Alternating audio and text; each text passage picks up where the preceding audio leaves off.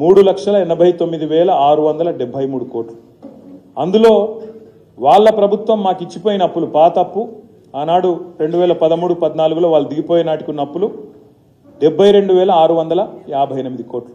ఇక్కడ ఒక్క మాట కీలకం, దయచేసి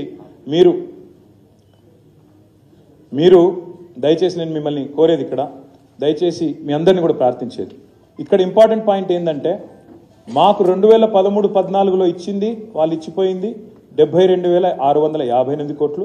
వాళ్ళు ఇచ్చిన శ్వేతపత్రం ప్రకారమే FRBM పరిమితి లోపల మేము రాష్ట్ర ప్రభుత్వం తెచ్చిన అప్పులు 3,89,000 చేసిన అప్పు FRBM పరిమితి లోపల ఎంత అంటే 389 మైనస్ 72,658 తీసుకుంటే 3,17,015 కోట్లు మాత్రమే.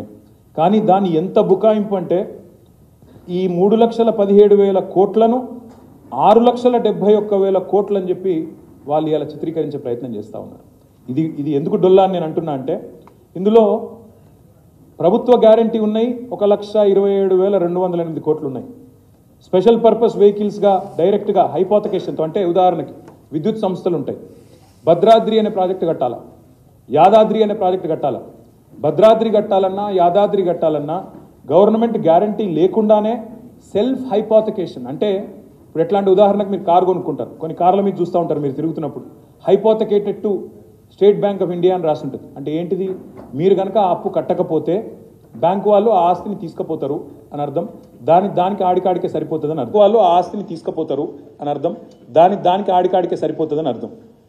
ప్రభుత్వ గ్యారంటీ ఉన్నవి 1,27,000 కోట్లు అయితే, ప్రభుత్వ హామీ లేని రుణాలు 59,000 కోట్లు అయితే, స్పెషల్ పర్పస్ వెహికల్స్ 1,18,557 కోట్లు అయితే, ఈ మూడింటిని కూడా కలిపి ఈ 389కి కలిపి మొత్తం 6,71,000 కోట్లుగా చూపెట్టే ప్రయత్నం, ఒక దివాలాకోరు ప్రయత్నం ఈ ప్రభుత్వం చేస్తూ ఉంది. నేను రాష్ట్ర ప్రజలకు చెప్పేది ఏమంటే, మేము మొన్న డిసెంబర్ 3 నాడు దిగిపోయే నాటికి రాష్ట్రం మీద ఉన్న మేము తీసుకొచ్చిన నిధుల కూర్పు మొత్తం కలిపితే కేవలం 3,17,015 కోట్లు మాత్రమే. వాళ్ళు చెప్తున్నట్టు 6,71,000 కోట్లు కాదు. ఇది శుద్ధ తప్పు, శుద్ధ అబద్ధం, ఇది అవాస్తవం. దయచేసి ప్రజలు గ్రహించాలని చెప్పి కూడా నేను కోరుతా ఉన్నా.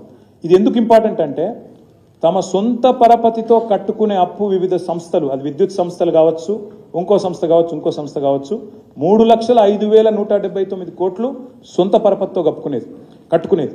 ఇక్కడ ఇంకొక మాట కూడా నేను చెప్పాలి మీకు, ఈ ప్రభుత్వం ఎంత దివాలాకోరు ప్రభుత్వం అని చెప్పడానికి నేను చెప్తా ఉన్నా.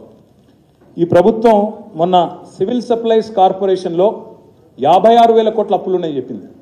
56,000 కోట్ల అప్పుల పాలైపోయింది సివిల్ సప్లైస్ కార్పొరేషన్ అని చెప్పినారు. ఇది ఈరోజు ఉదయం సివిల్ సప్లైస్ కార్పొరేషన్ ఏం చేస్తుందంటే